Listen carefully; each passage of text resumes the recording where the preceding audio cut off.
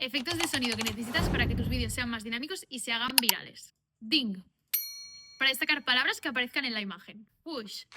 Úsalo en transiciones. Pop. Lo puedes usar para que aparezcan emojis en la imagen.